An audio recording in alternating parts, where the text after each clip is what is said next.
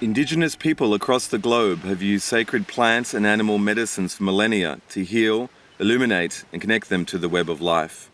Traditionally, each culture had a healer that works on behalf of their patients, what we call the shaman. And now we find ourselves in a global village. Is it any wonder that we need our own healers that understand the deep power and sacredness these ancient earth medicines can reveal? My name's Rak Razam, and I'm an author, filmmaker, and shamanic facilitator. Join me as I interview and sit in ceremony, experiencing healing medicines with Western shamans across the globe. Watch firsthand as I document a modern shamanic resurgence being passed on from indigenous tribes to a new wave of medicine people working in the 21st century. This is Shamans of the Global Village.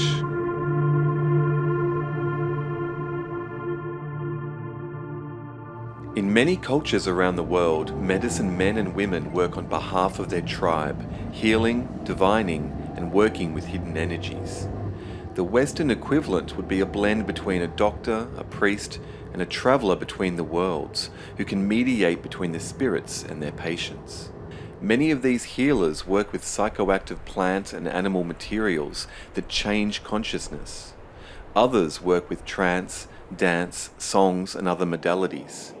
But if you think a shaman is just some archaic figure wearing feathers and beads, you may be surprised.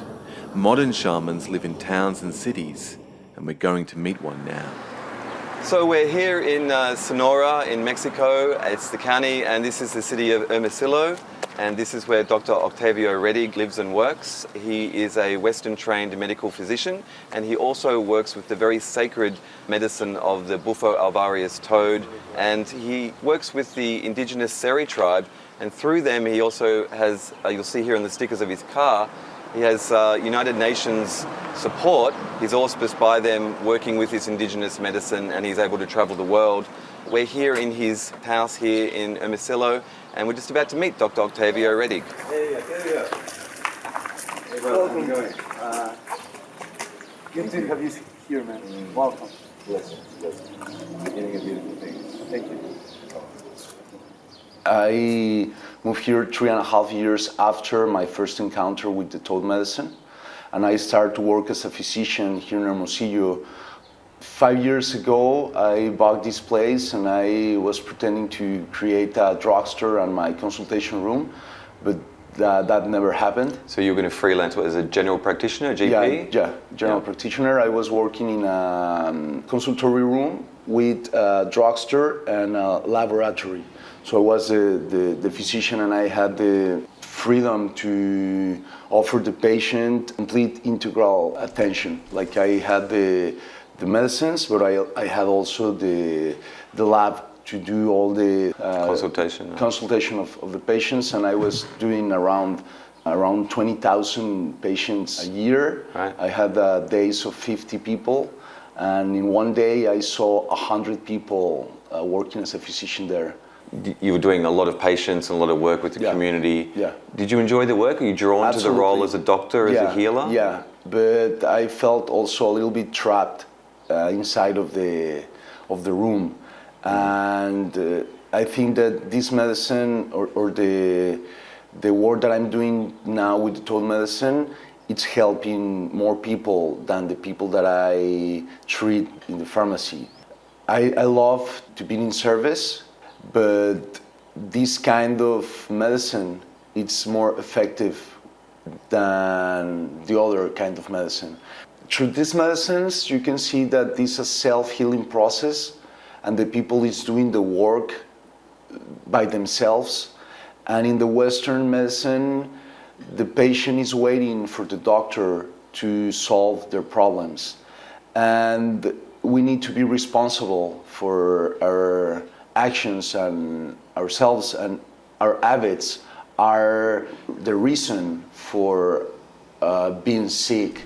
So I think that prevention and daily life activity and the change in your patterns of behavior can be the answer for having a lower impact into the health system for the world.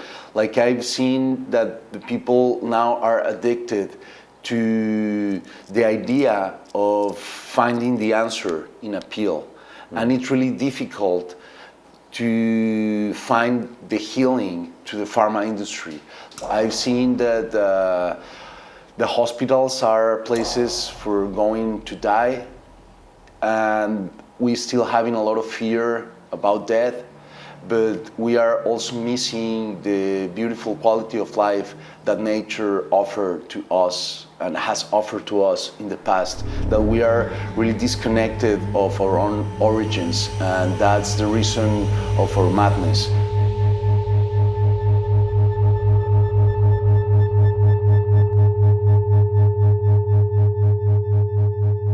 Okay, Rack, I want to show you the product of the Collect of the Medicine of this year. This is what the natives and us have collected so far. And I want to explain you the process of how we collect and do the medicine. So that looks like a lot of medicine. This is a lot of medicine. This has been collect of maybe 1,000 of toads. 1,000 toads. Maybe around 10 days, 6 or 7 people. This is a lot of toads. A lot of work in a bowl. So what we do is we put the toad under this glass. We squeeze the gland, and then the medicine in liquid projected into the surface of the crystal. So then we just scratch the medicine from the crystal, and this is the medicine. So these suffer no any kind of manufacturing or transformation. It's just dried, and this crystallizes. It crystallizes, and that's the medicine. So it's a really simple process, and it's completely natural. We collect the medicine last night, and today it's ready for being scratched, and it can be stored and kept for long periods of time. So this is one of the reasons that I assume that this in the past was traveling all over the world, because it's really easy to transport and really easy to keep. The toads are nocturnal creatures that live for 9 months of the year below the ground, coming out of hibernation when the monsoon rains come every summer. Their secretions, when dried and smoked, contain the king of psychedelic compounds, 5-methoxy-NN-dimethyltryptamine, or 5-MeO-DMT. This molecule is endogenous to the human brain and all mammals, and also exists in many plant species.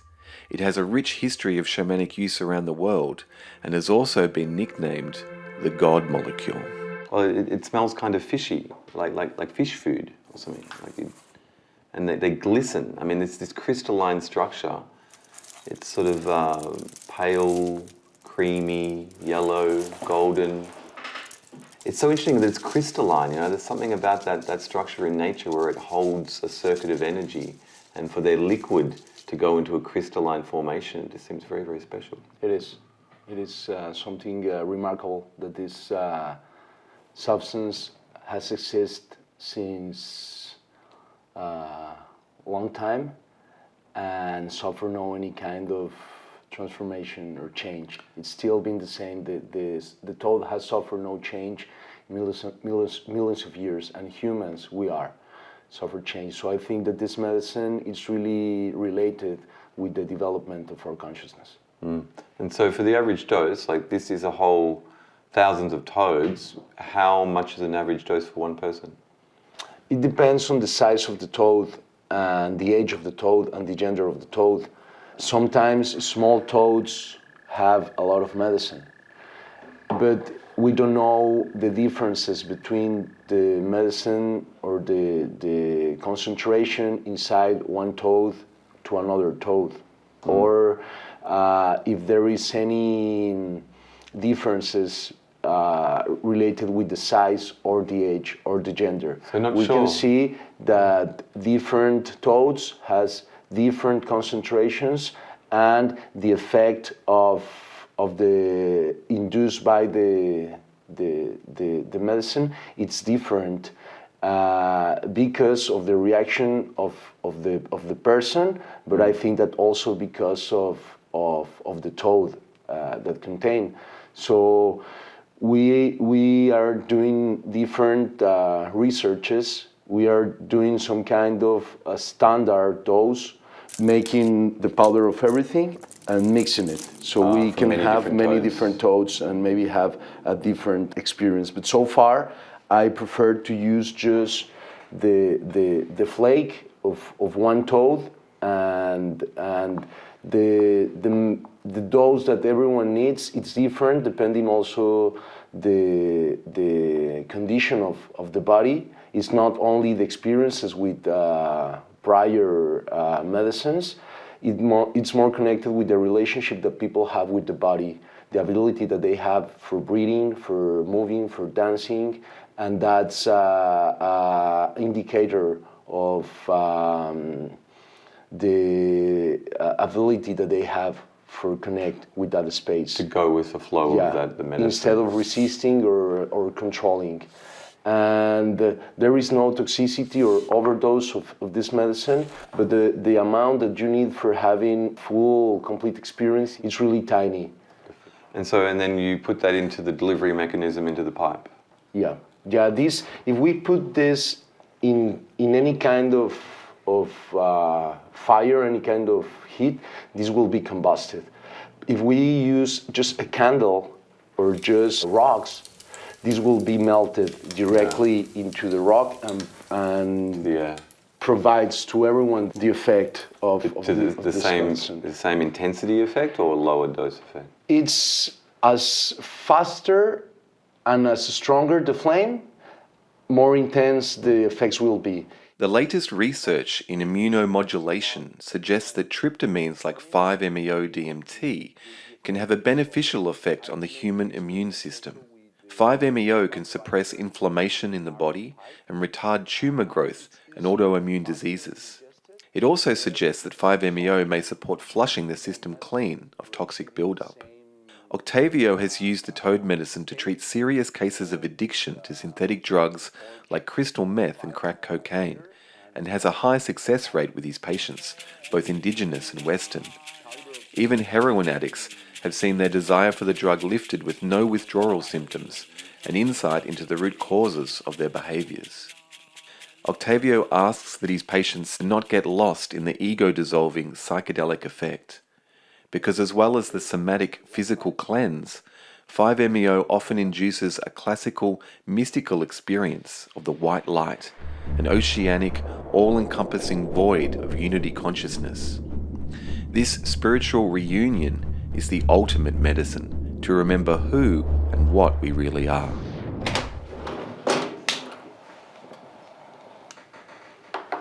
So this is a regular flame, and you will see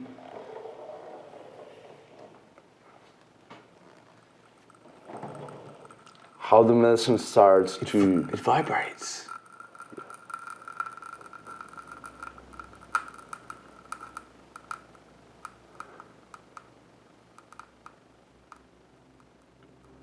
But you can see that it starts changing the color if lasts long time in there, and also the effect. This needs to be ingested really quick, and if the medicine, it burns faster, then you go with more intensity, because this already lost part of the effect because it was too long burned. It's like burnt coffee, goes off a bit. Yeah, so this is like an alive molecule, it's something organic. I also measure the amount of the medicine before of being combusted, and also I scratch the residual, so I know how much of the medicine really it's being burned. And I know that around, if I burn 65 milligrams and I scratch the residual, I will have around just 20 to 25 milligrams being consume, and that it's like the amount of the 5-MeO DMT in weight. So I think that when you ingest the gas, you're only ingesting the 5-MeO DMT, and I want to make an analysis also of this thing to Residual, see what's this.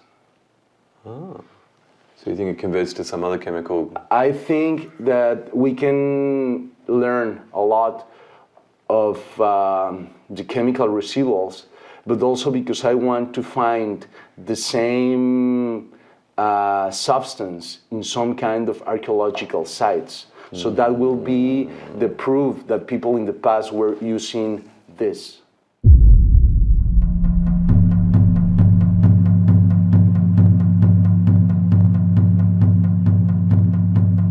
None of the tribes of the desert or in Mexico remember in recent times the usage of this medicine. But the presence of the toad, it's among all the ancient tribes of Mesoamerica. And I will show you the evidence that prove that this knowledge, it's nothing new, and it's directly related with the most sacred part of the vision of the world. So this is the chemical composition according to Western science of what the neurochemical makeup of is in the toad. Absolutely, in the dried secretion. In the dried This is not what we are consuming. This is not the medicine that we are So having. when you milk the toad and the secretion is on the glass, it dries, we scrape it into those flakes that we saw, and this is the dried flakes. Now this is interesting. What are these chemical signatures? Well, this is all the different molecules of the entheogens that exist, the sacred medicines of the planet. So we have LSD, LSA, the morning glory seeds, psilocybin, the magic mushrooms, DMT and 5-MeO DMT, which occur in our human brains and throughout the plant kingdom, bufotenine in the toads, harmine and harmaline as the constituents of ayahuasca, ibogaine from the iboga plant. These are actually all the chemical signatures of the sacred plant medicines of the shamans of the world, aren't they? And the LSD, that it's the invention that provides humans the opportunity to remember something that already exists in nature, because you can see that the molecule, it's exactly the same as the LSD. It's just one step different from LSA with the morning glory seeds. And in a way, LSD is the Western shamanic medicine. It was the first really en masse that the West got in the 60s, you know what I mean? I think that it's something in the middle. It's something in the between the medicines and the chemical substances. I really believe that nature already have the perfect pharmacopoeia, and this is the slide that shows that we already have the things that we are looking for. And this is so interesting because this is what we want to talk about in this show, is the fact that the planet makes or produces or secretes, the essence of her goodness.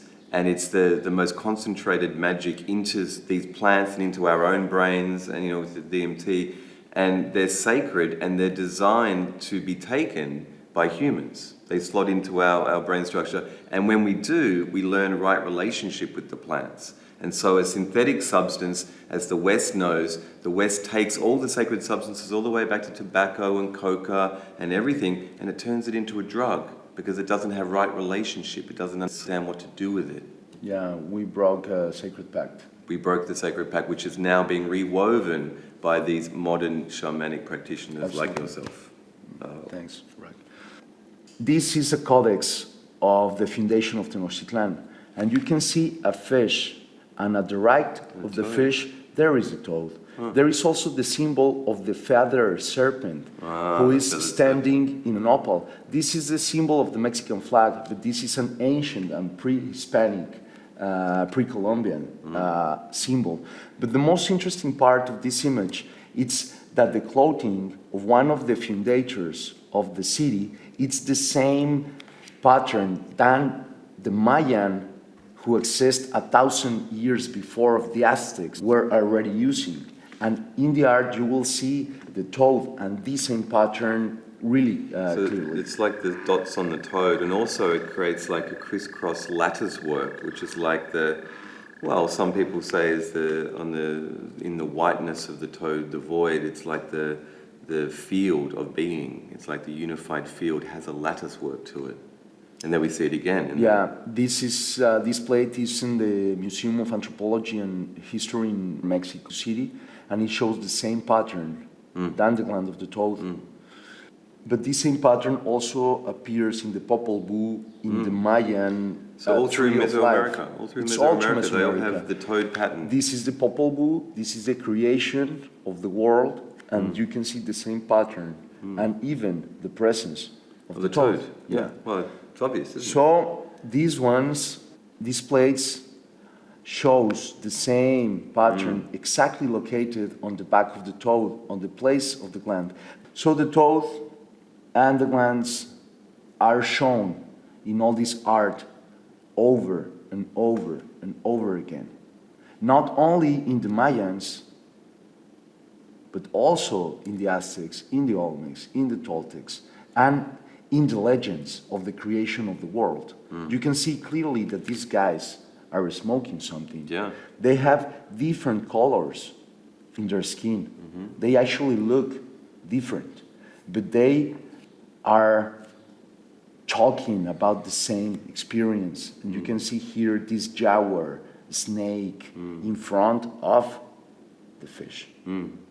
Fish, and the fish is the water, and the jaguar is the land, the and land. the toad is the amphibian, which goes Absolutely. between the two worlds. In the Mayan legends, the toad is the carrier of the message of the gods to the humans. He's the link. And I think that this is not myths. This is something related with not a metaphor. science. It's true. It's true, Yeah. actually. The toad, he's squeezing himself the gland. And you can see the symbol on the gland, those three dots, 3 dots. are in many different places. These are in Izapa. You can see that from the toad, who it's marked with an X, but if you put one X with another X with another X, you will build the same pattern. And the creator of Hunabku have the solar disk in his The hand. creator of Hunabku, the The womb of the Great creator, Mother. the creator of everything. So there is this building in Balakmun, Campeche, and you can see the spiral located in the gland of the toad. But not only that, the guy who is emerging from the jaws of the toad, he have both of hands, palm of hands inverted. And Dave the toad. yesterday did the same. That's a symbol, proof of the relationship of this Mayan building and the 5-MeO DMT. Because you can see people going into the same position induced by the Sonoran Desert Toad. So I believe that this concept that was all over the world in the ancient times, it's related with the experience induced by the 5-MeO DMT. And so the toad may not have been indigenous to all these cultures, but the medicine was traded to different cultures like Egypt, Peru, Crete, Greece, Mesopotamia, Bolivia. Yeah. This can travel, can be stored, and we don't know if in the past were more than just one species like this in the And world. many of these ancient cultures across the world, they had their medicine people, they had their shamans, they had their own sacraments, and they would trade with other cultures. Absolutely. It was a global Shamanic shamanic culture. in the past. Absolutely. And that's what's coming back full circle right now. Absolutely.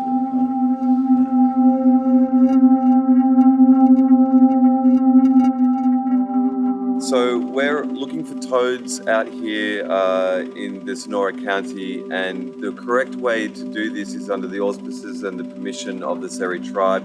Don't go looking for these toads out in the desert. It's narco-drug territory, it's dangerous. The police will stop you as they just stopped us. Octavio has documentation and permissions. He has all the right protocols and permission to do this. It is not something to do, it is not sustainable, and it is not right, it's not ethical to do it unless you are doing it under the right auspices of relationship with tribal people. But you were speeding and receptive. Yeah, what you're because doing, what but I'm doing, they let it's you off because they let you off without anything, giving nothing. It's because the work that I'm doing, it's really important. These guys are all the time were dealing with the drugs, stealing people, doing all kind of felonies. And these guys are risking their life because of those guys are using weapons of mass destruction like the crystal meth. So those guys know that I need support, but they are also trapped because the laws that they are defending. But it's reasonable. People talking, communication, it's the last frontier. Yes. If we can just make people understand the importance of what things are really, then it's just about being honest, being sincere, being clear, and not lying, not bullshit, and I'm doing nothing wrong. Right. I'm just doing what is better for myself, and even the security agency of the planet should be helping me because I'm dealing with the worst of the worst of the worst every day. And you feel like you get universal support. Absolutely. You see my universal support. I have this universal support all the time. I've been stopped in France, in Germany, in England with the medicine, and I have enough medicine for hundreds of people, and I'm still here because they see that I'm doing things right since day one. I never jump any step. I never played the smart. I did no any monkey business. Also, when we're talking about international concerns here, how did you get to work under the auspices of the United Nations and UNESCO?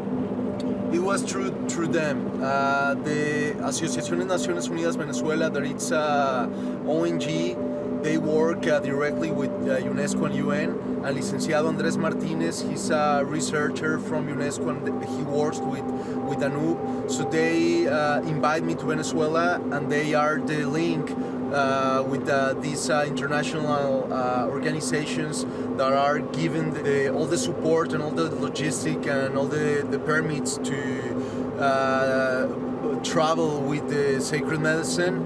But in my case, it's a special situation because I'm not indigenous, but I reintroduced this to the indigenous people and I learned the ancient traditions of them with them, and then they are giving me the opportunity to do this as a gift, but also because I'm the only one who is trained by the medicine itself to do this for other people. But sometimes you can see some little froggies like that one going, but I want to show you the difference between these ones and the toads. Okay, as you can see, this is another color. They don't have any glands on the bottom, yeah? They just have the couple of glands behind the eyes. In this case, the eye of this toad, it's also a little bit different than the toad, the Bufs alvarius. No, and also the skin. You can grab the skin and feel like they have another texture. Rough. Yeah? Doesn't have the spots either. No.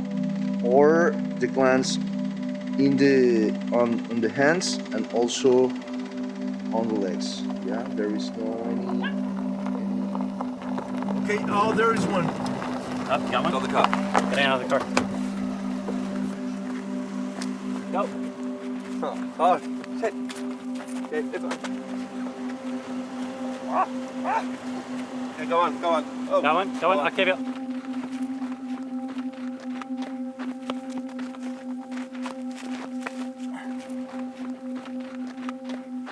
Two babies. You both two got babies. one? No way. Okay. Yes, way, baby. Outstanding. This is the Sonoran Desert Toad. Thank you, brother. So the little spots, like jaguar spots, they'll get bigger. Yeah. So that one must be old. This one's got littler spots. And the pattern, the ones. What's that little thing there? Their chest vibrates and then And you can see different colors, Uh-huh. even. This is like jello. This is more like brown, black. Yeah. Like all natural resources, the Bufo alvarius toads are precious. Now that we've caught some new specimens, Octavio releases the toad he caught and milked a few nights ago, and I bid it farewell with a kiss. Bye-bye, baby. Okay. Thanks, Rock. It's not an easy path to be a shaman. The initiate has to commit to being responsible for the health of his or her people and to face their fears and weaknesses. They walk between the worlds of spirits, singing their medicine songs to reconnect people to the web of life. They bring balance and can be a much-needed bridge between the ancestors and the modern world.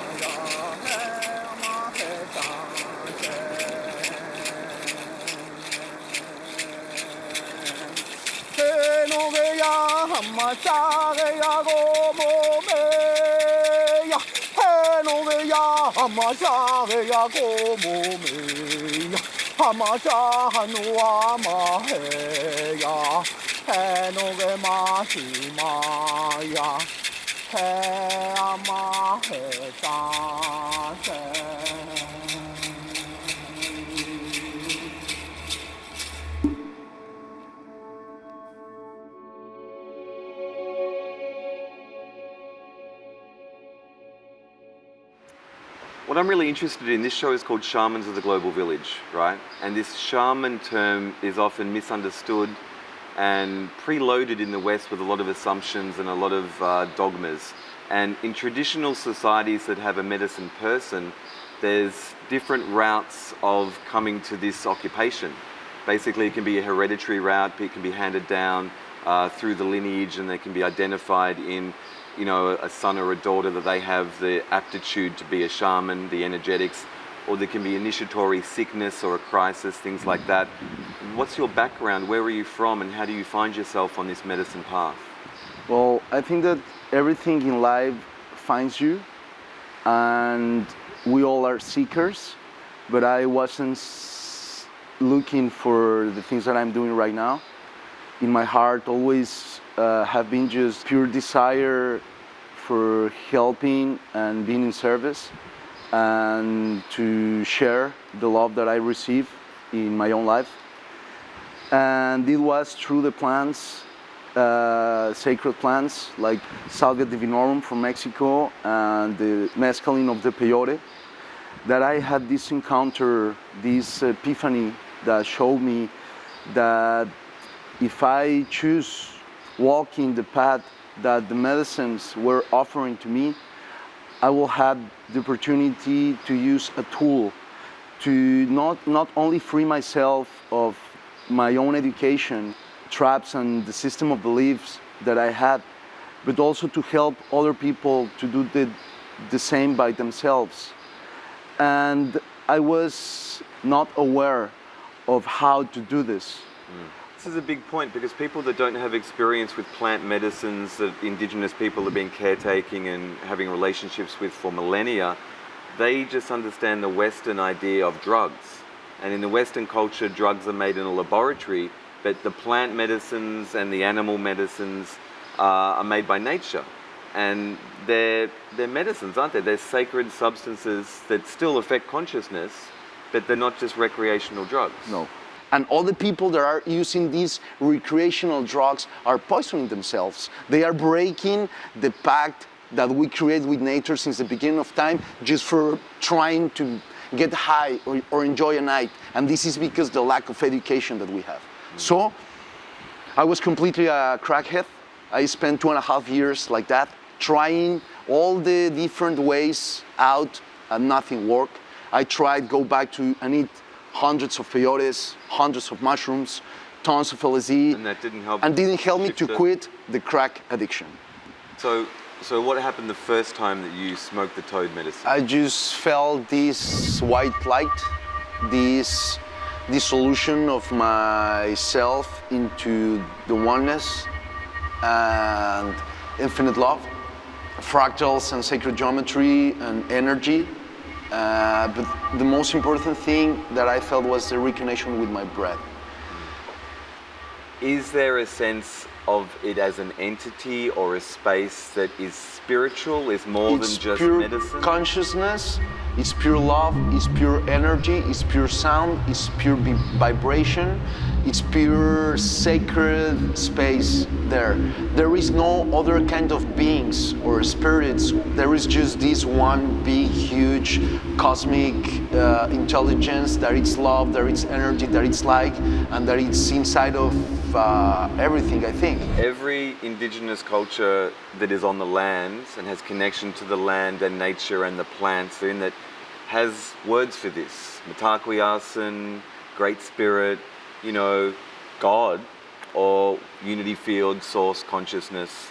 I mean, you're saying it's the unified field of being. The series called that energy the Antkai, that it's the creator of everything.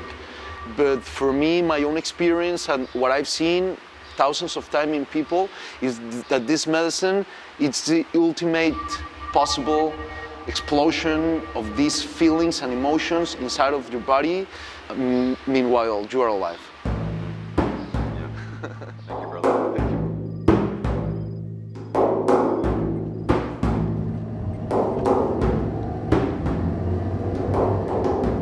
So we can see here through the windscreen, you can see the toad is on top of the mountain. On the crest of the mountain range is the shape of a toad crouching. It's like the king of the mountain overseeing the Seri tribe and the village below. And we know in nature there's a thing called the doctrine of signatures. And for instance, some of the foods and plants and things which have a certain shape correspond to other things, like walnuts might be good for the brain. And in the same sense, we see nature, she tells us in the shape of things and she signals what it is good for. And in the same way, we see the toad is in this area and it is good medicine and it is for these people and for the world. The Seri are one of the 13 tribes native to the Sonoran Desert of Mexico and neighbors of the Yaqui Indians that were made popular in the West in the Carlos Castaneda novels. As the narco-drug wars have intensified near the American-Mexico border, the Seri have been afflicted with poverty, alcoholism and drugs that have destroyed their native ways of life, their culture and their land. Octavio has worked with the Seri and other tribes for over 8 years, treating addictions and illnesses, first with Western drugs, then indigenous medicinal plants and herbs, and then the medicine of the Bufo alvarius toad. The local tribes had forgotten the power of the toad, and it took this modern shaman to reintroduce it. But the land never forgot. The land held the toad within it, just waiting for the time for it to be released again. What's been really interesting to see, Octavio, is your work with the Seri tribe, how you've introduced it to the people who need healing in the community, who have their addictions, but also to the village elders, and through them and the permission they've given, there are now providers of the toad medicine in the Seri tribe who are autonomously providing the medicine to those who need it. Because this work is so big, it's more than just one person can handle, isn't it? Absolutely. Yeah, we need the help and the support of the whole community for this, and the role of the elders and all the people that have taken the medicine and the people who is providing now the medicine. They are playing a really important role for keeping this alive for the next generations and to rediscover all the knowledge that is still being hidden in the sacred medicine. When you travel the world and you have your documentation from UNESCO, you can, in most countries of the world, you can bring this medicine. The toad medicine is illegal in certain countries of the world, isn't it? It is, yes. It is illegal in 7 countries. Seven? Just seven? Yeah, not because of the toad medicine. It's because of the synthetic 5-major DMT, and it's because this substance is not regulated. But the toad medicine, there is no prior research done with this medicine in recent times. So my research is the first one in Mexico, and in Mexico it's legal.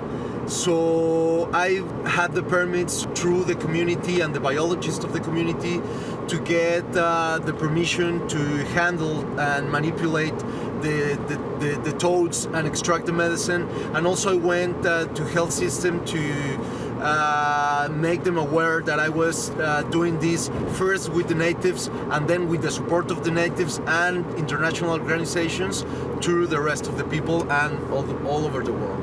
You know, we've been built with different tryptamines, including 5-MeO-DMT, Yes. by nature. Yes. What happens then when people endogenously secrete this and they go into that state?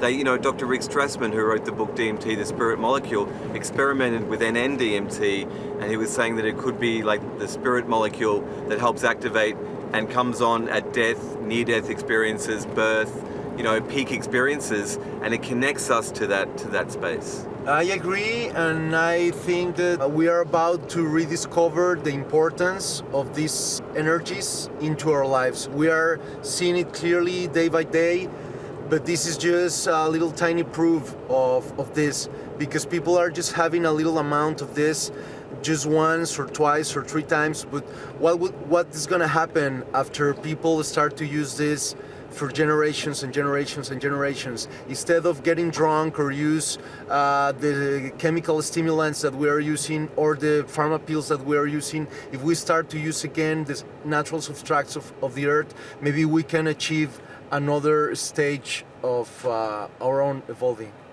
Aho, brother. Aho. Okay. Aho.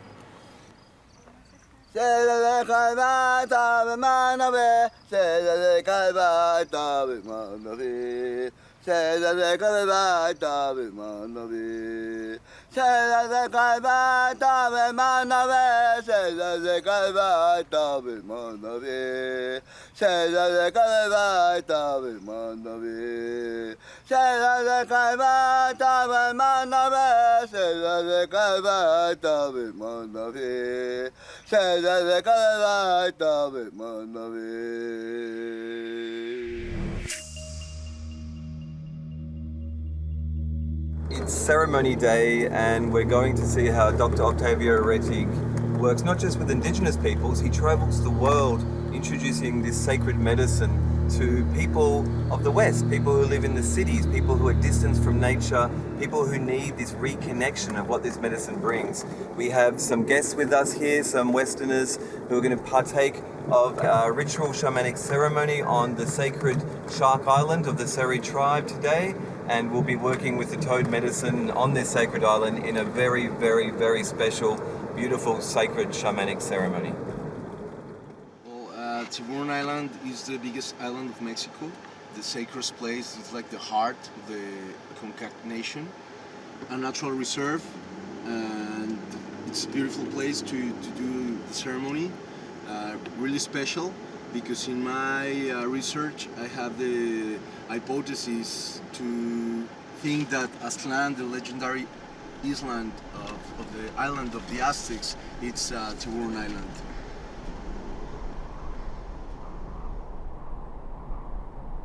My name is Richard. I'm from Finland. Awesome. Yeah, I'm Tess Tesla. I'm from Australia.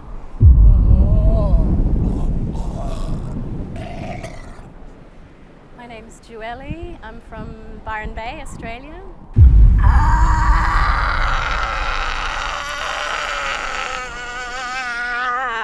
My name is Dave. Namaste, Dave. Open your mouth. Open your mouth. Dave.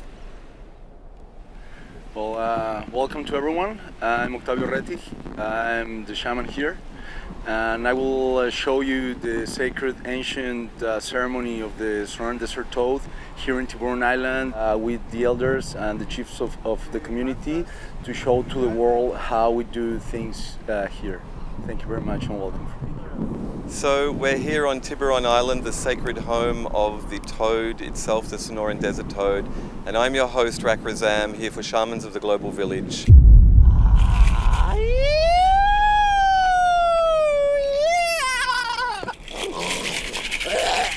and today is the first, the last, and the only day, and I'm so happy to be here holding space for the media we are capturing to show you the essence of the ceremony and to try to share some of the experience of what's going on here.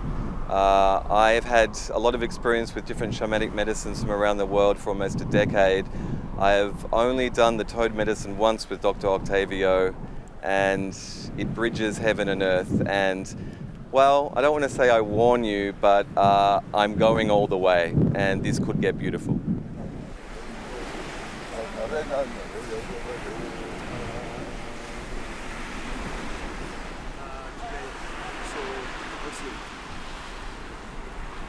I just will need someone to block the wind with something, okay?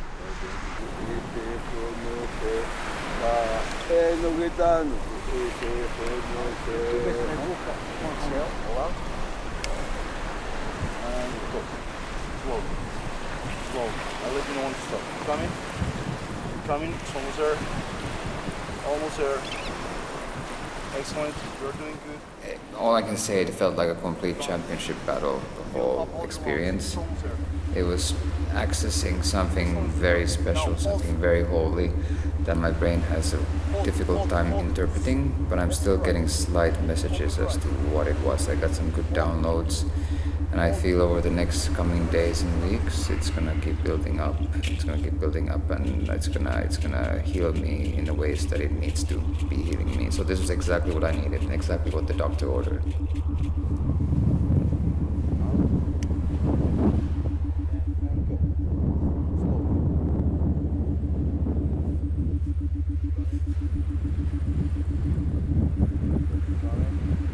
Well, my expectation before going into the ceremony was not to have any expectation, and I think I maintained that.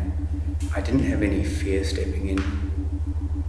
I was just open to whatever was going to present itself. And it was absolutely profound the way the medicine sort of came on. I just had my whole face just ripped off and strewn into the universe, and I was just absolutely one with everything. It was just hugely, slightly traumatic, but immensely gratifying state to be in, and being all with one and part of everything. It was just this amazingly black velvety void of just nothingness, which is so delicious. I think that just need the waves. You're out. And go. Slowly. Overall, I had such a joy-filled, blissful, celebratory, uplifting experience. Full body, heart, mind, multiverse, heart-opening activation.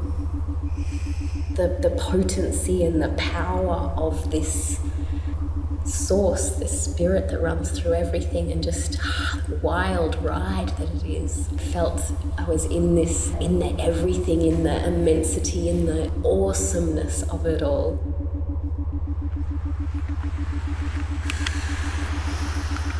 Out your mouth.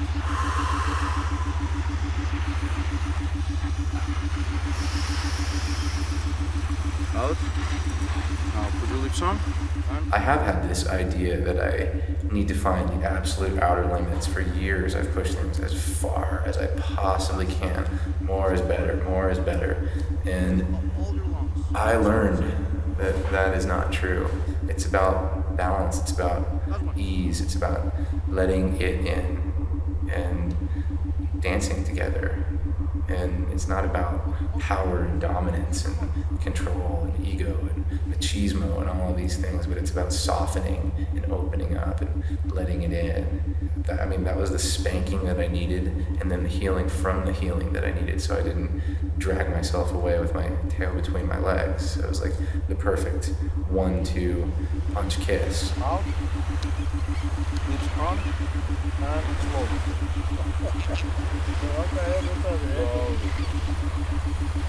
It's as if the entire world is like a Photoshop layered program with like 600 trillion layers, and it's 3-dimensional, 4, 5, 12-dimensional, and all of those layers, the wind and the sun and the sea and the people and the moments that led up to that, is full of spirit and spirits, and the spirits are consensually in on the whole thing. We're all connected, and they're breathing through me, and the entire universe is like a cloak that I wear. Oh my god. Oh, Charles.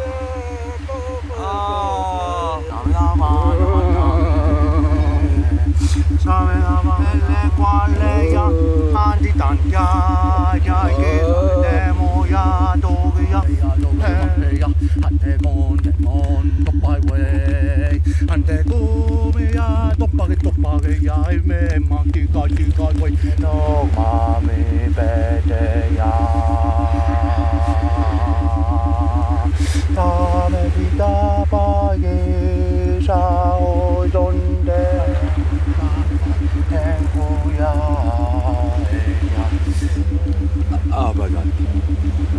You are the water and the air and the earth and the sky and the sun and the moon and the stars and the ocean. You are everything.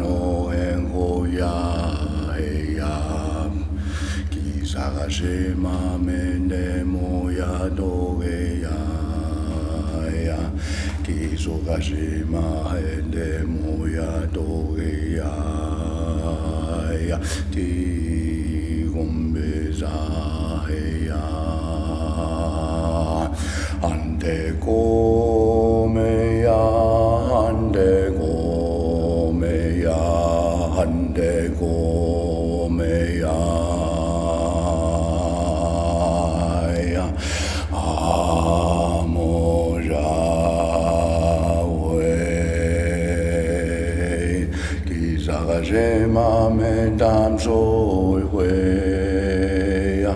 Gizagajema enemoya dogeya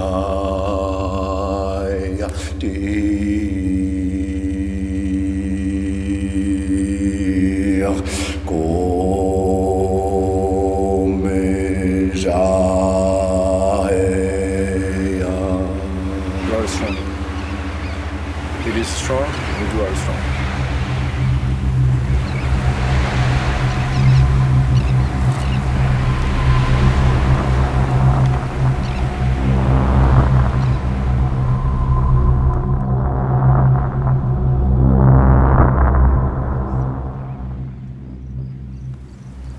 We're here in the area just outside the Seri tribe in the Sonoran desert, essentially, and Octavio has led us to one of the caves where the tribespeople believe this used to be all their territory, and for the last few millennia this is where people lived before they were put into the reserve by the government and lived in houses. This is nature. This is back into the hills and the mountains of Sonora in this territory, and there's a mystical little cave here which has some cave art in it which goes back into the Seri mythology, and we're going to explore that now with Octavio.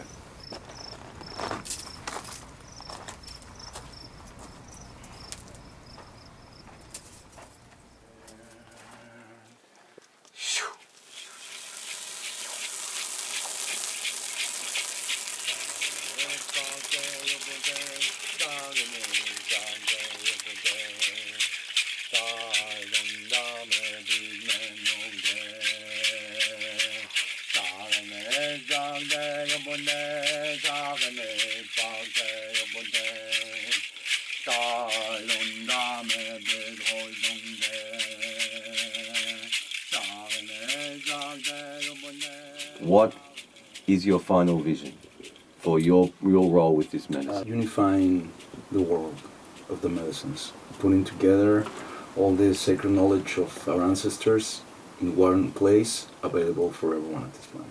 What do you think that will do for people? Evolution. How, I mean, there are so many medicines, and when Westerners hear the word medicine, they think of aspirin or Prozac. These are plant medicines and these are earth medicines. What happens when we take earth medicines? We go back to our origins, and we are moving forward from the madness of the illusion that we create because our egocentrism and the craziness that exists in our mind, just our mind. We go back to the earth, and the earth evolves with us, the children, as one. Aho. But really, like, so much amazing work on so many levels you were doing, reintroducing the medicine to the tribe and then to the world, and then not just the medicine but the culture and the lineage and the songs and the knowledge and the way. And it's not you, it's that you have accepted the call from spirit to re-anchor this medicine and knowledge and way. And I think that's why you are being supported by, you know, the tribe and the people and the patients and the world. You know, you have great work to do, and you are doing great work. Thank you, brother. Thank you. Thank you. In the 1960s, author Marshall McLuhan coined the idea of the global village, of the fact that we're all connected. In ancient days, with indigenous cultures in a tribe, in a 1:100 ratio, they might just have one medicine person or shaman per 100 people in the community. Today, we have 7 billion people on this planet, so to match that ratio, we need 70 million shamans. So it's not just about any one person starting to relearn and be called to action by these medicines. As one person learns, they magnetize and they find the others. And so now, many, many people are being drawn to the shamanic path, not just for their own healing, but to be the caretakers and the guardians and the vessels of these medicines as they distribute through the planetary circuit and into the global village.